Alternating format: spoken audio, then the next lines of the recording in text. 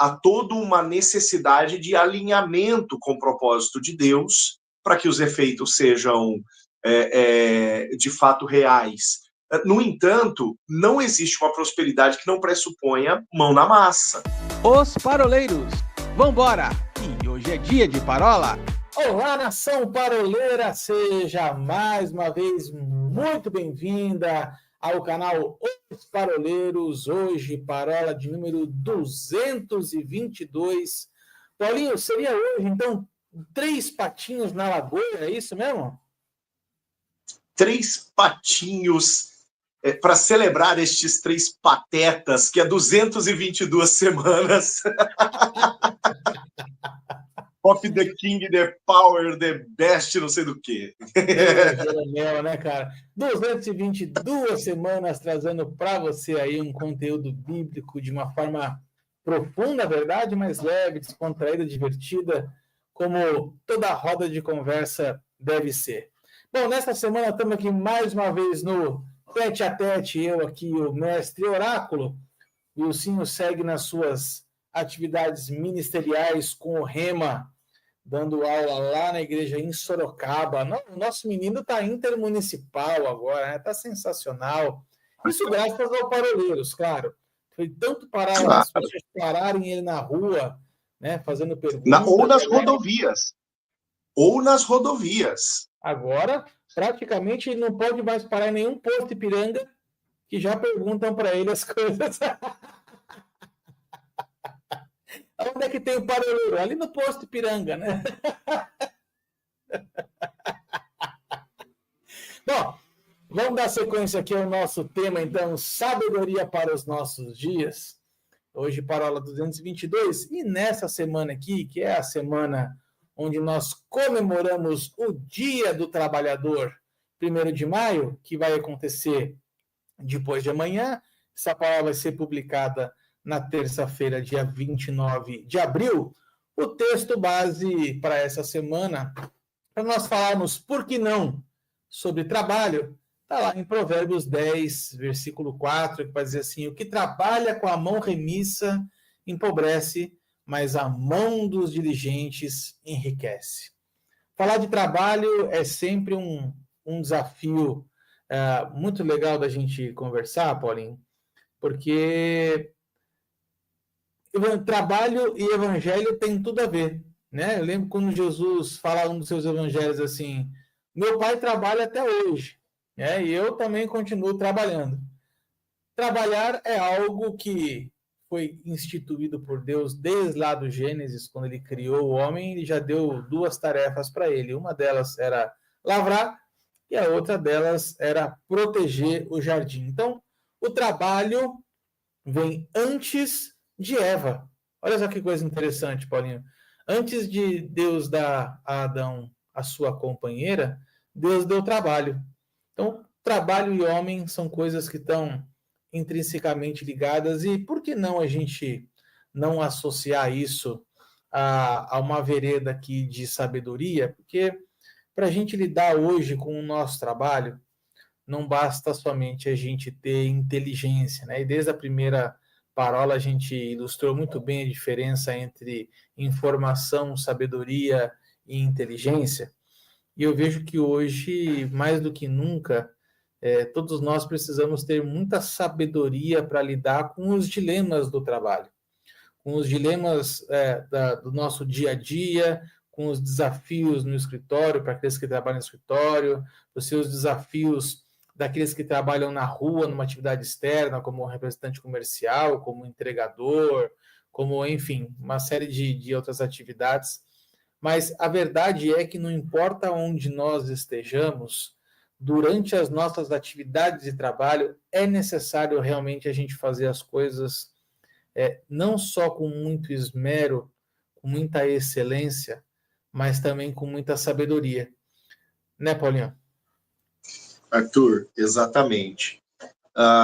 E, inclusive, a passagem que baseia, né, que serve de base para nós nesse bate-papo, ela, quem sabe, corrobora algo que lá nas nossas parolas sobre prosperidade, conforme a Bíblia, e no nosso livro, O Sim de Deus, o livro dos paroleiros, que está à disposição, inclusive, de quem quiser adquirir, né, no nosso site, é a visão que nós acabamos concordando e discernindo, aí o livro aí, e discernindo como legítima a medida dentro dos parâmetros da palavra de Deus.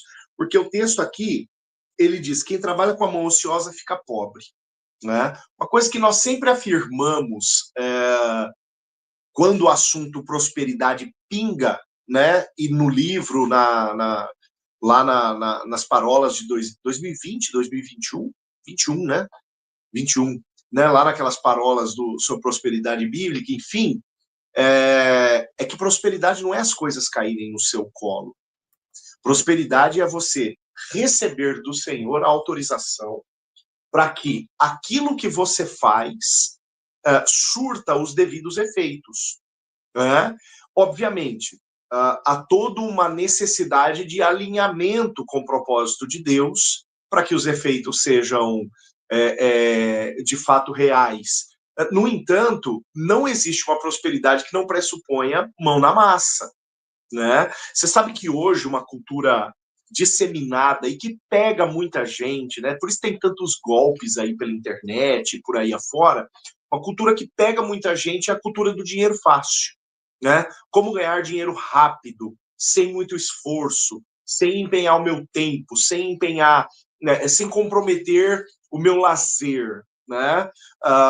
E, poxa, já dizia uma canção aí das antigas, né?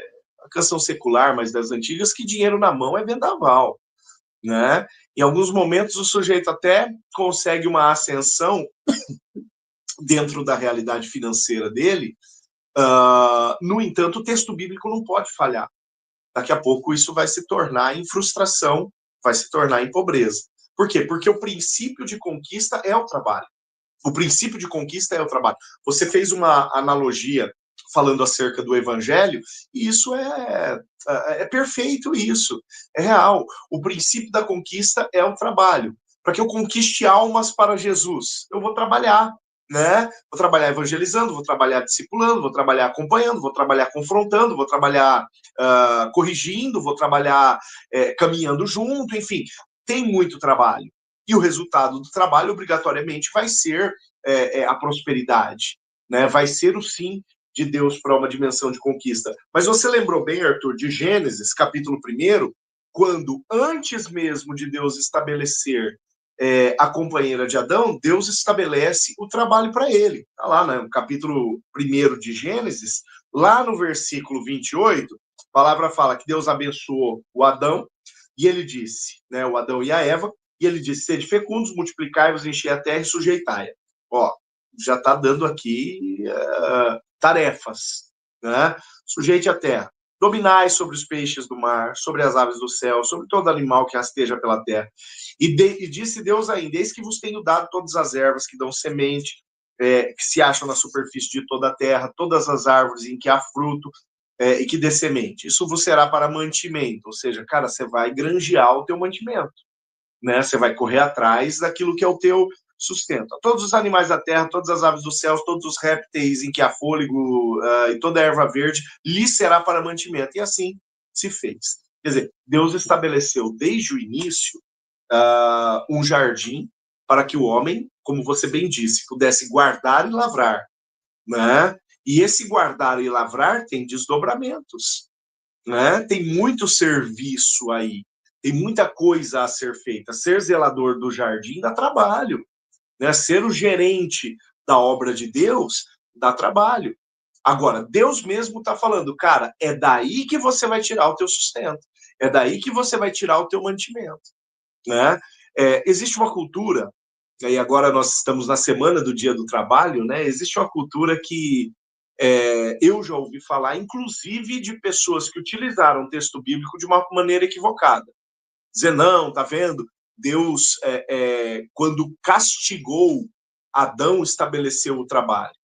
Opa, peraí, não é isso que está escrito na palavra do Senhor, né? Eu acho que até para a gente ser justo e transparente, é só a gente recorrer lá a Gênesis capítulo 3, deixa eu abrir novamente aqui minha Bíblia, só a gente correr lá em Gênesis capítulo 3, quando a palavra lá no versículo de número 17 diz o seguinte, ó, e a Adão Deus disse, visto que atendestes a voz de tua mulher e comestes da árvore que te ordenara que não comesses, maldita é a terra por tua causa.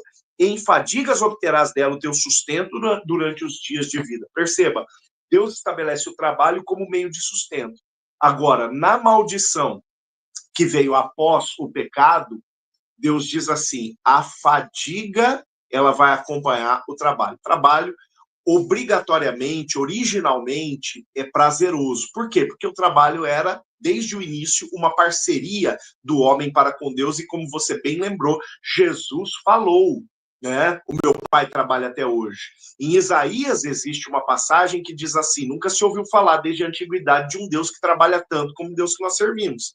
O Isaías, ele dá essa tônica também. Então, o trabalho, ele é uma das características análogas no homem que dizem respeito a Deus, porque Deus continua trabalhando. O fato do homem trabalhar aproxima a identidade do homem de Deus. A questão é que Deus não se cansa e não se fadiga. Agora, a palavra diz, cara, você vai se fadigar.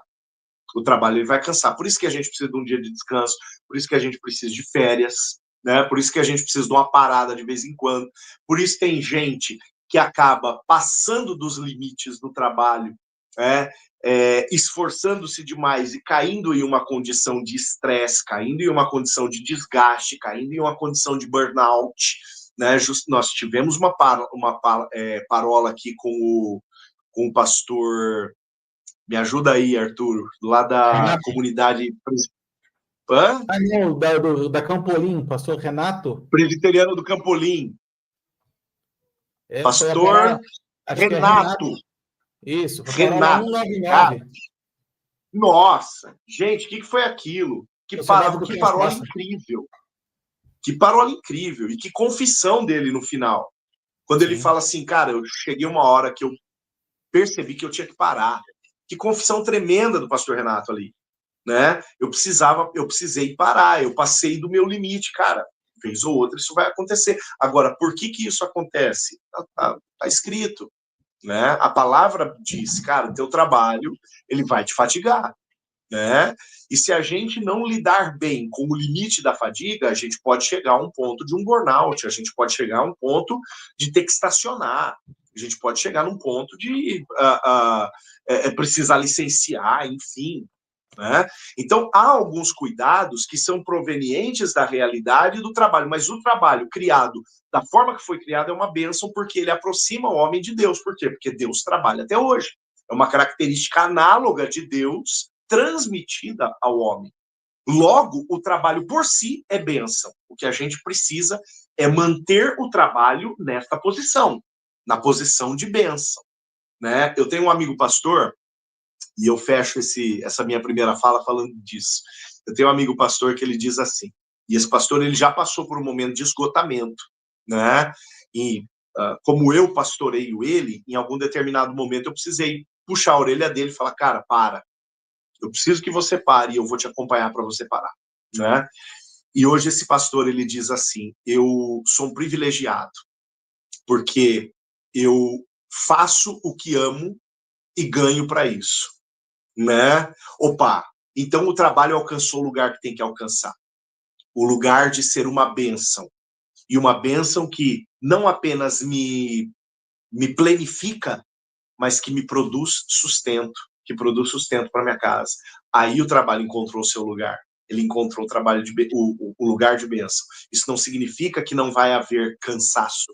A palavra fala que haverá cansaço. Isso é imperativo, não tem como fugir, né? Se eu estou trabalhando e não estou me cansando, estou trabalhando um pouco demais. Aí eu corro o risco de cair naquilo que o Provérbios 10:4 fala, né? Estou trabalhando com uma mão ociosa e eu vou empobrecer. Agora, a bênção do trabalho que proporciona o cansaço da consequência do pecado, ela é suprida por uma outra bênção, que é a bênção do descanso, né? Então, se a gente souber balancear todas estas realidades da bênção do trabalho, apesar do cansaço, com a bênção do descanso, cara, que vida abençoada nós vamos ter pelo fato de fazermos aquilo que o Senhor nos tornou aptos a fazer. Aqui eu não falo de dom espiritual, eu falo de liberdade, de aptidão que o Senhor permite que nós tenhamos. Né? Aquilo que o Senhor nos tornou aptos para fazer, ou nos permitiu alcançar pela nossa competência, pela nossa sabedoria, pelo nosso preparo, enfim, e ao mesmo tempo, em algum determinado momento, podermos parar, né, e desfrutar do sustento que o trabalho nos proporcionou. Isso é uma bênção. Até para trazer os CEPs, né, dos textos que a gente está citando aqui, a gente citou a palavra de Jesus, dizendo, meu pai trabalha até agora e eu trabalho também, está lá em João 5,17, e acho que dá para a gente pincelar também o Salmo 128, quando ele fala assim, versículo 1 e 2, bem-aventurado aquele que teme ao Senhor e anda nos teus caminhos, do trabalho das tuas mãos comerás, feliz serás e tudo te irá bem. Esses dois textos falam a respeito de trabalho, realmente nessa condição de bênção que você trabalha, que você trouxe, né, Paulinho? Uma das coisas que eu acho mais fantásticas, e aí agora eu quero, quem sabe, misturar um pouquinho essa questão de trabalho com uma outra palavra, que talvez nem seja o foco principal desta parola, talvez a gente abra só um parênteses aqui e em seguida já o feche, mas sempre que eu penso, aliás, a respeito de trabalho, eu penso na condição de maturidade do homem. Em que sentido eu estou falando isso? Quando a gente trabalha, a gente produz algo para alguém.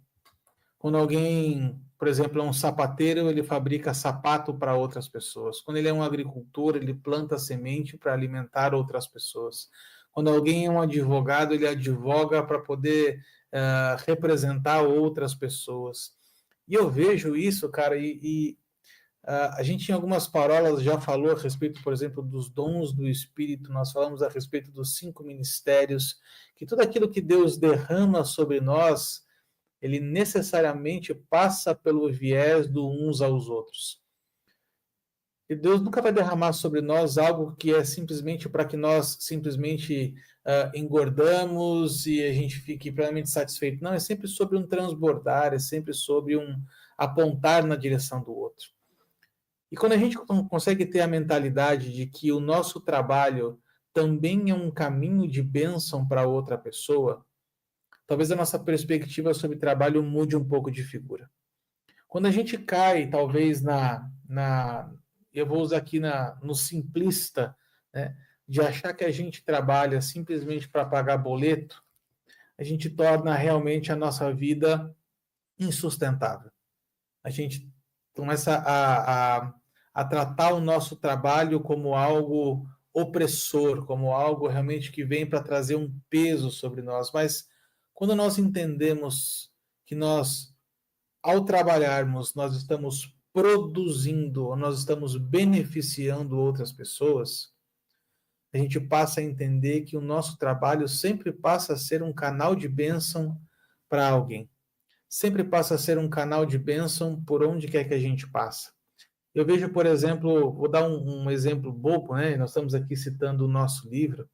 Esse livro que a gente acabou de lançar no mês de abril, não é apesar de ser um material fino, né? Um material simples, nós falamos aqui de 80 páginas, não mais do que isso, mas aqui existem muitas horas de trabalho, de dedicação, de foco, de atenção, para a gente trazer este resultado. O que pode trazer para quem está nos acompanhando, para quem está nos ouvindo, nos assistindo, achar que o resultado do trabalho é só o que importa. Quando, na verdade, Deus trabalha conosco, inclusive nos processos, inclusive na jornada, né? Não é só sobre o produto final, mas é sobre exatamente como nós nos comportamos ao longo da jornada. E aqui você me permite trazer um gancho para esse texto base, que é de Provérbios 10:4. O texto mostra para a gente dois tipos de mãos.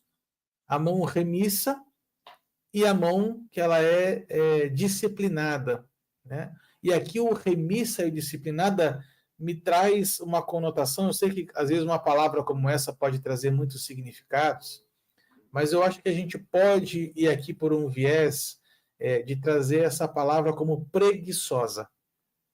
E aí tem tudo a ver com aquilo que você disse, né, na cultura que nós estamos, de como é que eu faço para trabalhar menos e ganhar mais.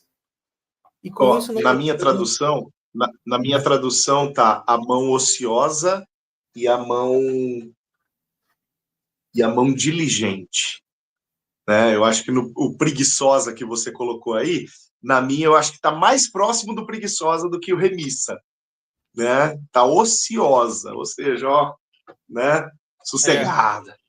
E vai bem ao encontro da cultura que você falou, né? Como é que eu faço para trabalhar menos e ganhar mais?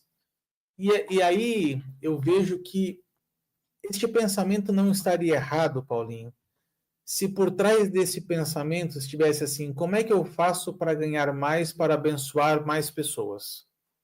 Ou seja, como é que eu posso automatizar partes do meu trabalho para que a renda possa ser maior e eu possa abençoar mais pessoas? Mas a gente sabe que a realidade não é essa. A realidade é: como é que eu posso ficar encostado para viver de renda? Esse é o pensamento, talvez, da maioria das pessoas. Mas eu quero trazer um outro gancho para a gente bater uma bola aqui agora, que é exatamente esse jogo de contraponto entre ociosa e diligente, que foi o que você disse, que é exatamente o que está por trás destas palavras. E olha só que coisa interessante, né? Nós vamos pegar o texto, por exemplo, de Paulo aos Colossenses, no capítulo 3, 23 e 24, ele fala assim: tudo que fizerdes, faça com o Senhor. Ou seja, não importa se a sua tarefa é deste tamanho, não importa se a sua tarefa é deste tamanho. Quando você faz isso para Deus, tudo muda de figura, tudo passa a ter um valor diferente. Então não é sobre quanto você faz e nem como você faz, mas é para quem você faz. E aqui eu acho que está toda a diferença. Por quê, Paulinho? Porque, para mim, no meu coração, essas duas palavras, preguiçosa e diligente, refletem muito mais sobre quem nós somos do que sobre o que fazemos. Porque se o trabalho ele deve refletir, né, se deve apontar para a glória de Deus, quando eu não faço isso, eu me torno alguém negligente. Toda vez que eu faço um trabalho de qualquer jeito, eu não posso afirmar que eu estou fazendo isso para Deus. E aqui eu acho que é um gancho interessante, né? Quando a gente fala isso, fala muito mais sobre quem nós somos do que sobre o que nós estamos de fato fazendo. Você citou Paulo aos Colossenses, né? Tem uma outra fala de Paulo, eu estava até procurando aqui na minha Bíblia, mas quando eu vi que você já estava prestes a me rolar, eu acabei não achando. Eu penso que é na primeira carta aos Coríntios, né? Mas Paulo ele diz assim: quer comais, quer bebais ou quer façais qualquer outra coisa, fazei tudo para a glória de Deus. Né? Paulo ele coloca essa observação. Você já achou aí o endereço? 1 Coríntios 10, 31. Cara, eu estava no 10, olha, só não cheguei no 31. Mas ok. Paulo ele dá essa dica também, né? Muito parecida com aquilo que ele escreve aos Colossenses, mas aquele é um pouco mais amplo, né? Quando ele fala, cara, faça tudo para a glória de Deus. Ele é bem mais amplo do que a dimensão do trabalho entre um funcionário, entre um empregado e o seu patrão, o seu empregador. O que, no final das contas, acaba corroborando, Arthur, aquela primeira visão que você trouxe, quando você mencionou que o trabalho, ele parte, inclusive, da perspectiva do uns aos outros, né? Daquilo que nós estamos produzindo em favor, ou diretamente ou indiretamente, para outras pessoas, né? Daquilo que nós estamos fazendo para quem consome o que fazemos, ou para quem, sei lá, produz em linhas gerais o que fazemos, e por aí afora. Agora, como você diz, a motivação ela fala muito sobre o nosso caráter. Aliás, eu costumo dizer que o caráter é o grande dedo duro que anda com a gente o tempo todo, e mais cedo ou mais tarde ele vai revelar quem de fato nós somos. Isso pode ser bom, isso pode ser catastrófico, né? Se de fato nós somos aquilo que a fachada diz, ou se nós não temos nada a ver com aquilo que a fachada diz, o caráter mais cedo ou mais tarde vai jogar tudo isso para fora, né? E vai expor toda essa realidade. Quando a gente fala de caráter associado a uma dinâmica de fazer tudo para a glória de Deus, pensando na nossa relação com o trabalho, cara, isso diz respeito ao tipo de trabalhador, vou usar este termo, né, para não usar funcionário, empregado, colaborador, enfim, trabalhador, o tipo de trabalhador que eu sou, o que me motiva, né? Muito mais do que ser um sujeito certinho, corretinho, ou até mesmo honesto, né? Quais são os princípios que me movem? Quais são os princípios que me moldam? Né? Eu estava falando ontem, em algum momento, acho que não foi na pregação, foi em algum outro momento do culto, mas eu dizia, a gente precisa parar de transformar aquilo que é nossa obrigação de enxergar aquilo que é nossa obrigação como qualidade. Por exemplo, não é uma qualidade ser honesto, é uma obrigação ser honesto. Não é uma qualidade o marido ser o sacerdote da esposa, é uma obrigação do marido, né?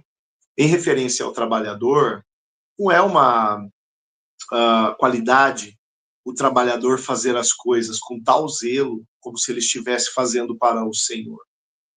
É uma obrigação do trabalhador fazer isso, né?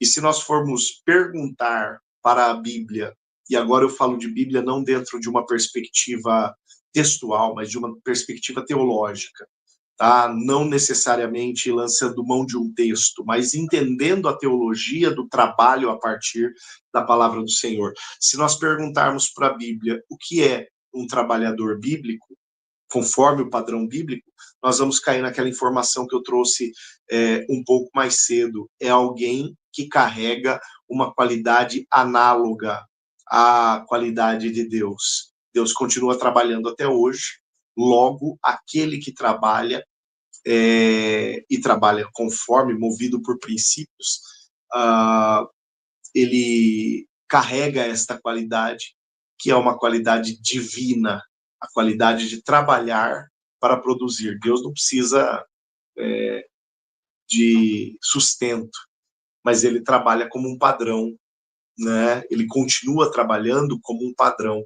E à medida que eu me igualo ao padrão, né, os resultados vão vir. Por quê? Porque o padrão abençoador, que é o Senhor, ele me garante a bênção.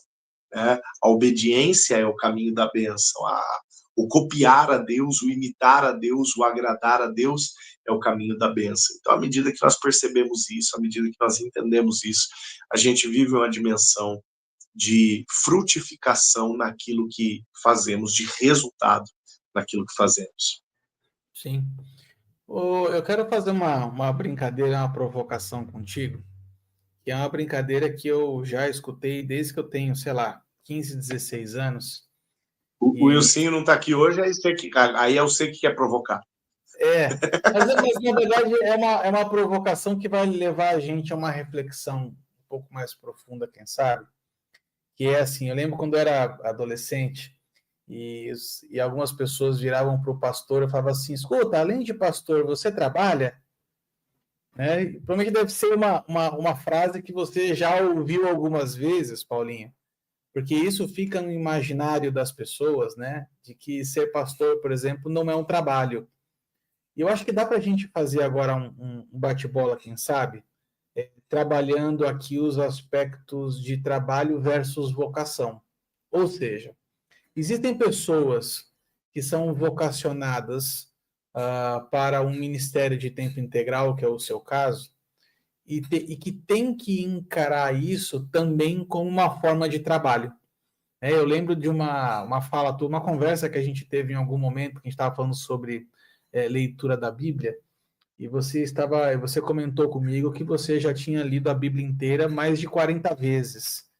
E que quando as pessoas se surpreendem com isso, você fala assim, não, a Bíblia é minha ferramenta de trabalho.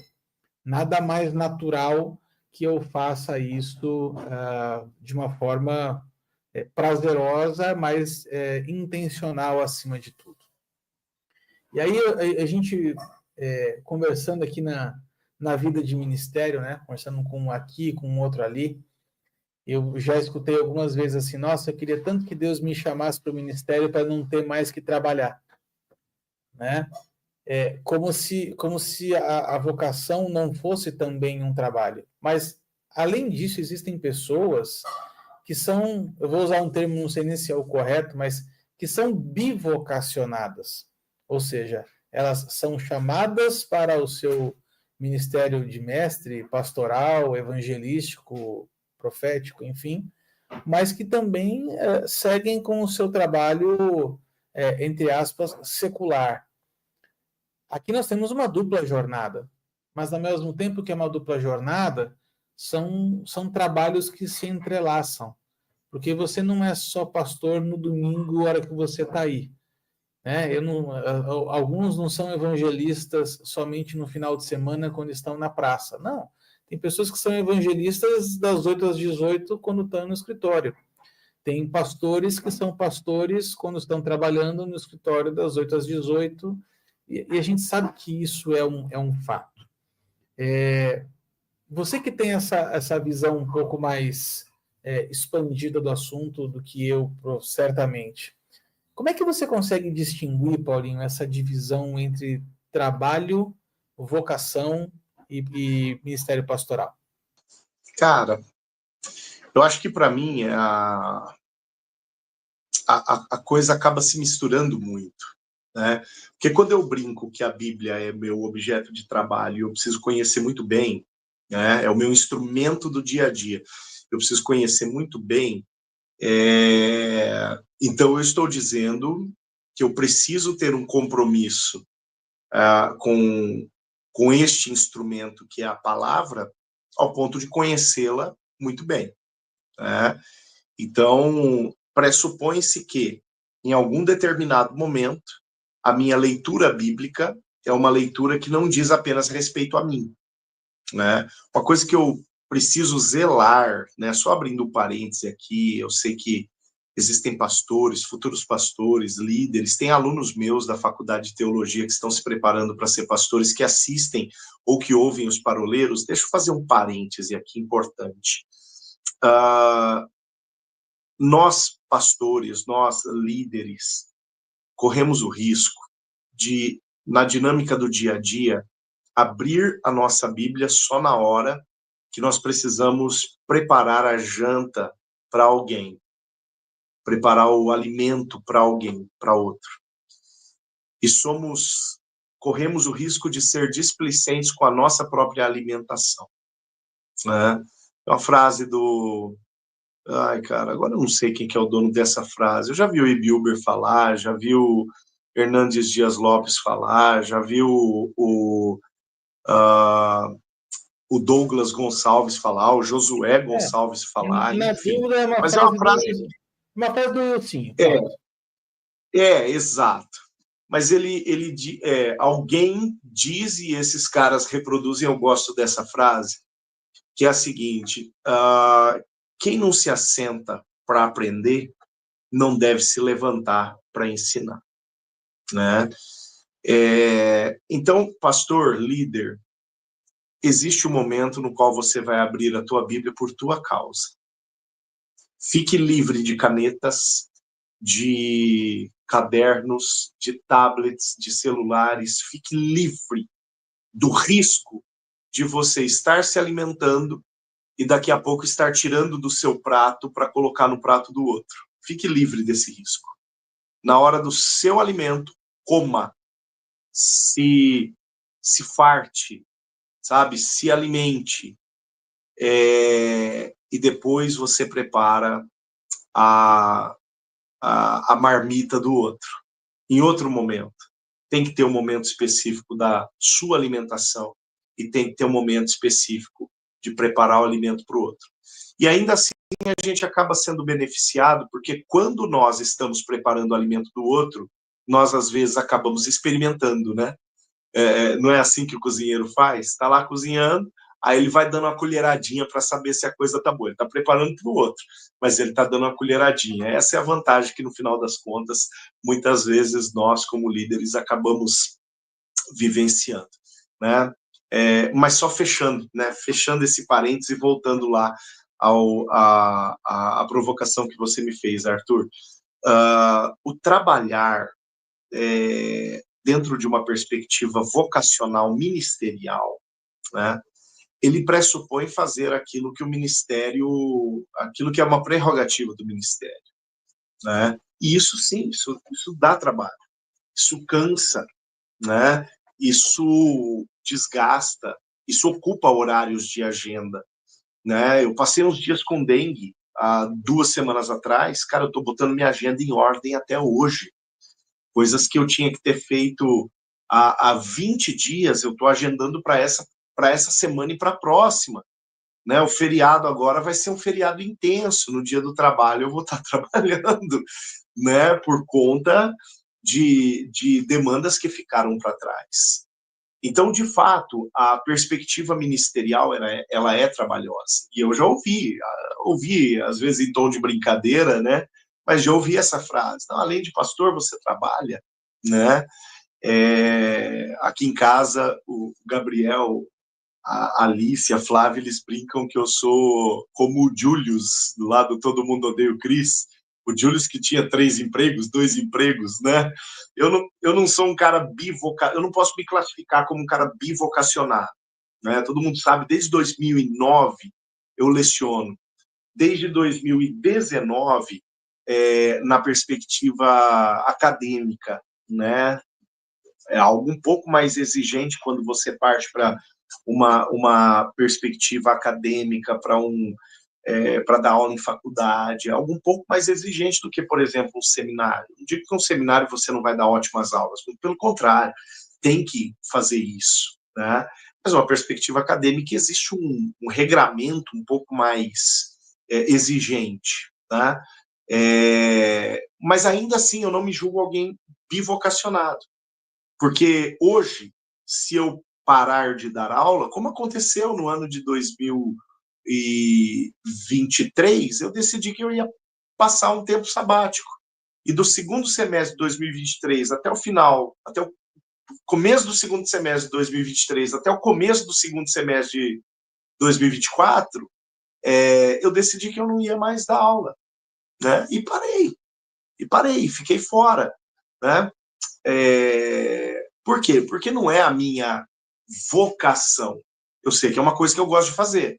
E eu sei que é uma coisa que eu faço com capricho, com zelo, né? Mas não é aquilo que eu tenho certeza que o Senhor me levantou, ou levantou como meu meio de sustento. O meio de sustento da minha casa é o ministério. Disso eu tenho convicção, eu tenho certeza. E deixei outras perspectivas profissionais. Eu venho de uma jornada profissional, eu venho de 10 anos de uma empresa do Estado, né? De antes do Ministério, estou falando de coisa de 18 anos atrás. Mas eu deixei uma perspectiva profissional pela convicção de que o Ministério seria a minha vida e também seria, por consequência, o meio de sustento. Ou, por exemplo, hoje uma sala de aula para mim é um ambiente prazeroso porque eu faço aquilo que eu gosto, mas eu não faço aquilo que eu fui levantado como de uma forma vital, né? Se eu não tiver uma igreja, eu piro. Agora, se eu não tiver uma sala de aula, eu vou. Amo a sala de aula, cara, amo. Mas se eu não tiver uma sala de aula, eu continuo. E dedico o tempo que eu dedicaria para uma sala de aula para o ministério, arrumo outra coisa para fazer no ministério, vou ler mais Bíblia, vou preparar mais sermão, vou preparar mais estudo, vou aumentar a minha demanda de discipulado, vou esticar o horário de atendimento, vou dar um expediente diferente da igreja, enfim, de alguma forma eu vou suprir isso, né? Fora que as incumbências ministeriais, dentro da perspectiva da vocação ministerial, e no meu caso, a vocação ministerial pastoral, como presidente de uma igreja local, cara, tem muita demanda da realidade da igreja que a gente precisa acompanhar, né? Hoje, por exemplo, o horário que seria equivalente a um atendimento, eu saí fazendo uma vistoria predial, né? Na minha igreja, no meu prédio de educação cristã, porque essa noite nós tivemos na madrugada, né, nós tivemos uma chuva que derrubou a cidade, né?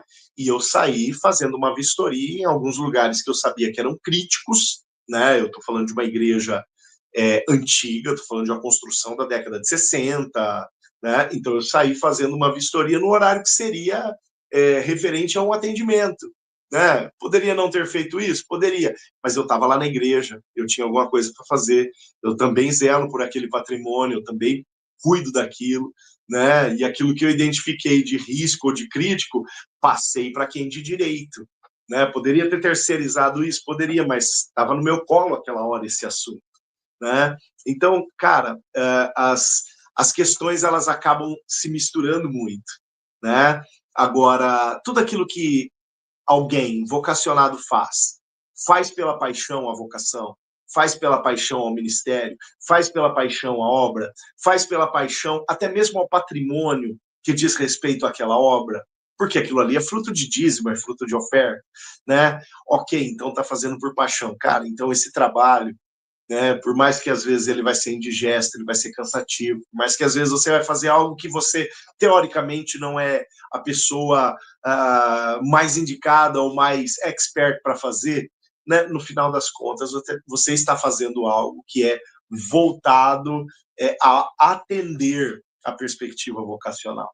Então, no final das contas, eu acho que as coisas, Arthur, elas acabam se misturando, não se confundindo, né? Não se confundindo. Porque, por exemplo, eu não posso classificar ministério pastoral como ocupação profissional.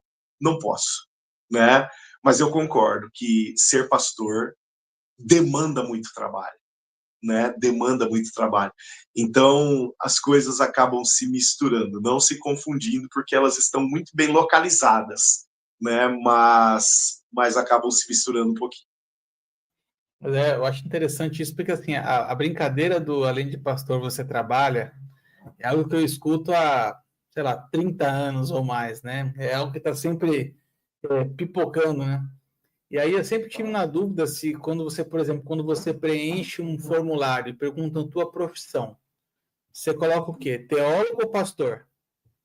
Cara, na legislação brasileira, eu uso o termo da legislação, né?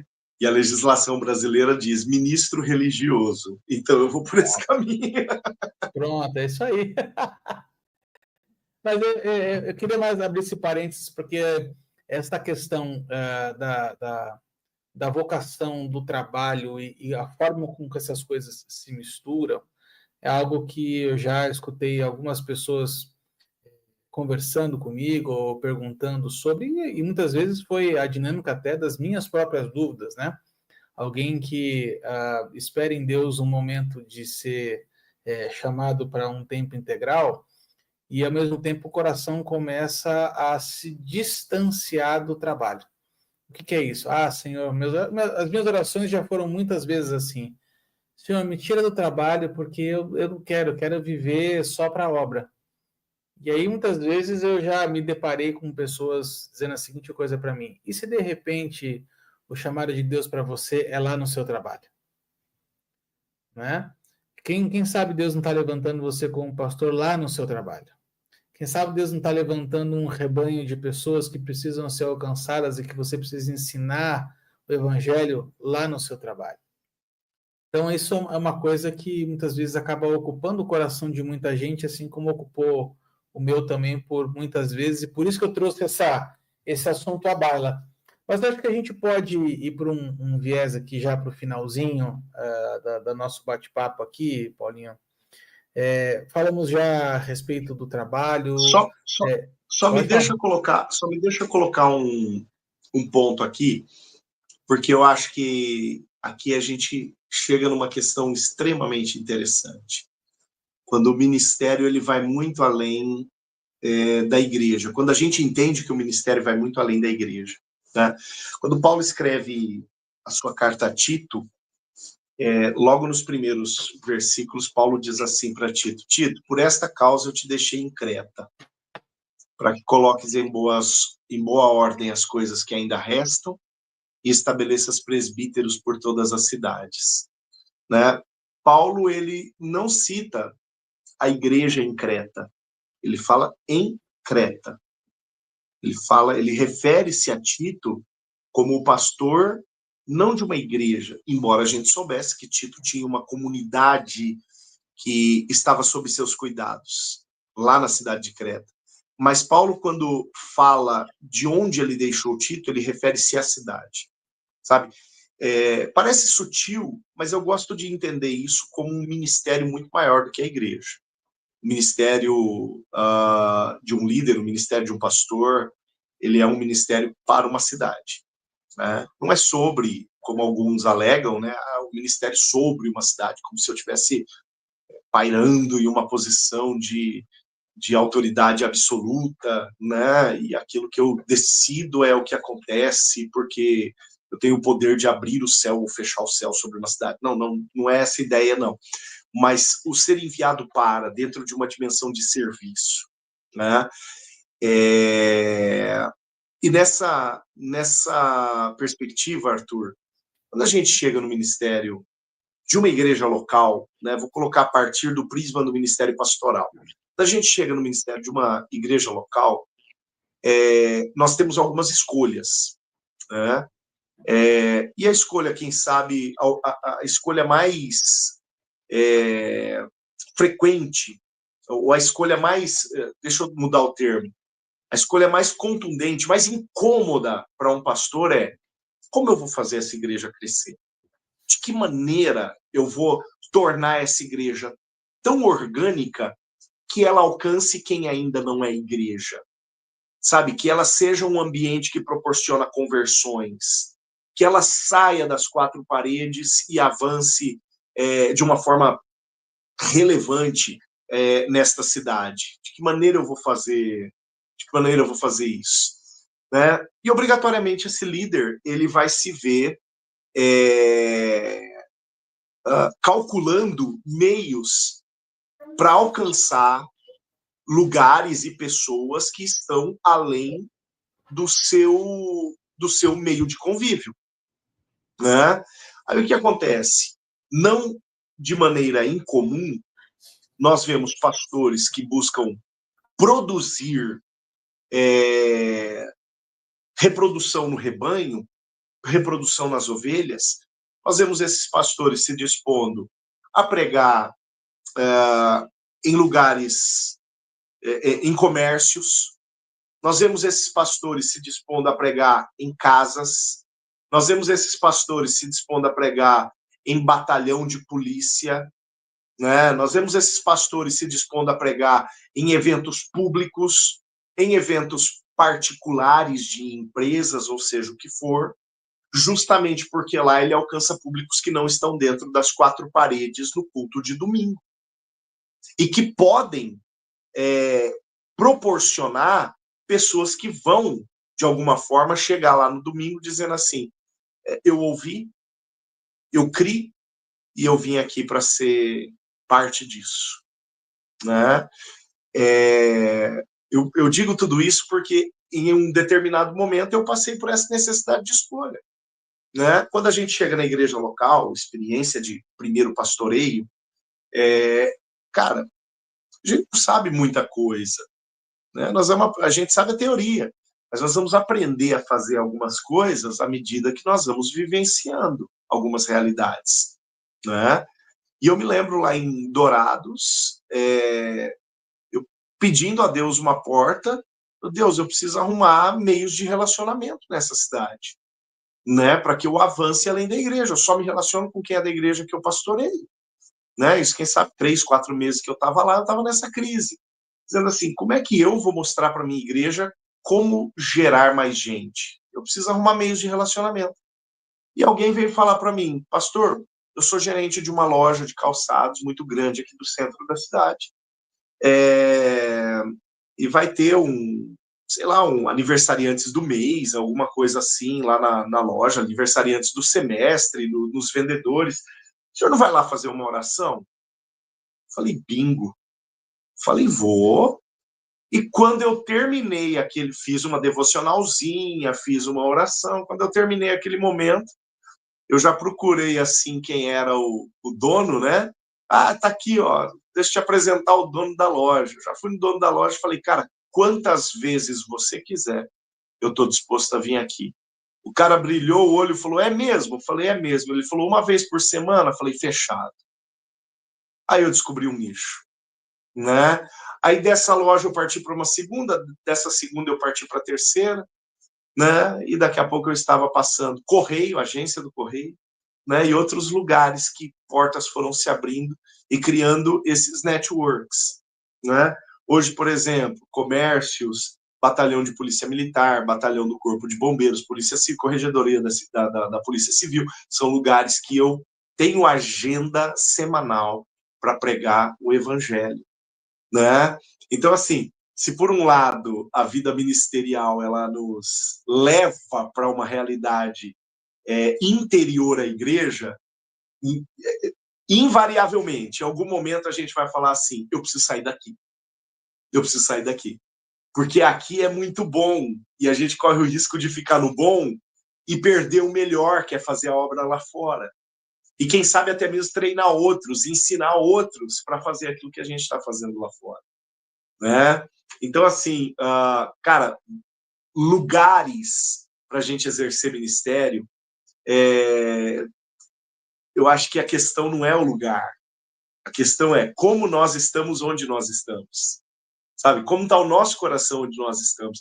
Porque se o nosso coração estiver voltado para uma perspectiva de cumprir aquilo que o Senhor estabeleceu na ordem de ir e pregar o evangelho, na ordem de ir e fazer discípulos, não importa se é num batalhão de polícia, não importa se é numa loja de sapato, não importa se o motivo é uma festa de aniversário, né, de aniversariantes do mês, ou se o motivo é pessoas que estão ali para ouvir a sua devocional, não importa.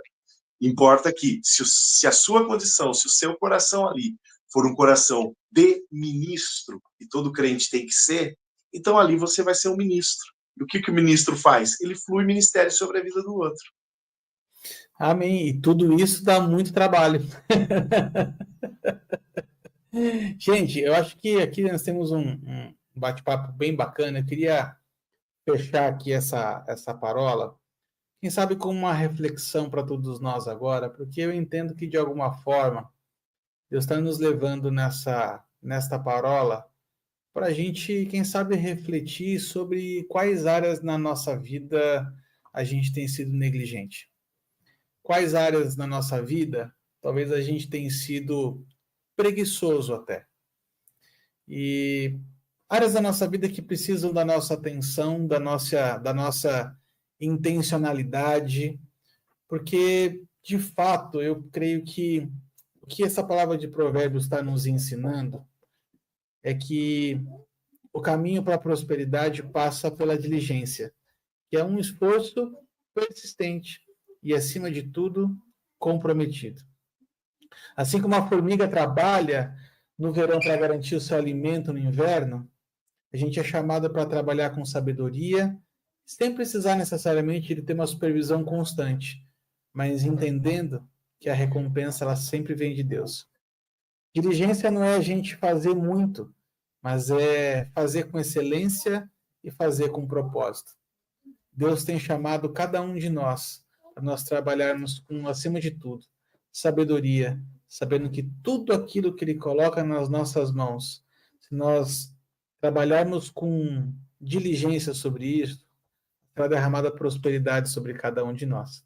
Aqui fica uma baita de uma reflexão nessa Semana do Trabalhador, para você que nos acompanhou. Nosso muito obrigado, parola número 222, mais uma dentro do tema Sabedoria para os Nossos Dias. Ó, aqui na tela tem o nosso site, que é o www.osparoleiros.com.br. Lá, além de você ficar por dentro dos 40 temas que nós temos, são mais de 220 horas de gravação de ensino bíblico, lá você vai encontrar também as informações de como você consegue adquirir os nossos livros e também o nosso curso de introdução à interpretação bíblica. Introdução à interpretação da Bíblia. Interpretação bíblica. Eu misturei introdução com interpretação aqui.